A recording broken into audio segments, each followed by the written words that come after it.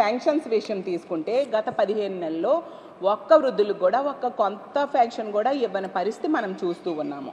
ఫ్యాంక్షన్స్ సంఖ్య రోజు రోజుకు కూడా తగ్గిపోతూ ఉంది. అంటే ఉన్న ఫ్యాంక్షన్స్ను కూడా వీళ్ళు తీసేస్తూ ఉన్నారు, కొత్త ఫ్యాంక్షన్స్ ఇవ్వని పరిస్థితి మనం చూస్తూ ఉన్నాము.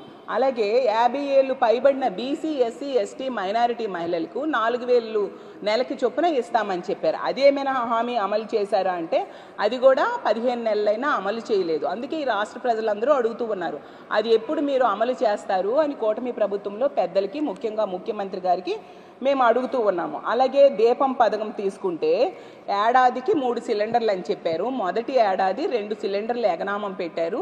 రెండవ ఏడాది తీసుకుంటే ఇప్పుడు రెండవ విడతలో సిలిండర్ ఇస్తూ ఉండే పరిస్థితి. అందులో 64 లక్షల మంది లబ్ధిదారులు ఇప్పటికి బుక్ చేసుకుంటే అందులో కూడా వాళ్ళకి ఇవ్వాల్సిన సబ్సిడీ 300 కోట్లు ఎగనామం పెట్టి వాళ్ళ అకౌంట్స్లో ఈ రోజు కూడా డబ్బులు పడని పరిస్థితి, ఎంతో ఇబ్బందులు పడుతున్నారు.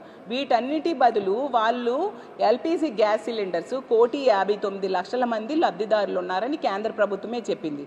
వాళ్ళ అకౌంట్లో 3 సిలిండర్లకు సరిపోయిన డబ్బులు డైరెక్ట్గా వేసేస్తే ఈ బాధలు ప్రజలకు ఉండవు కదా అని నేను అడుగుతూ ఉన్నాను.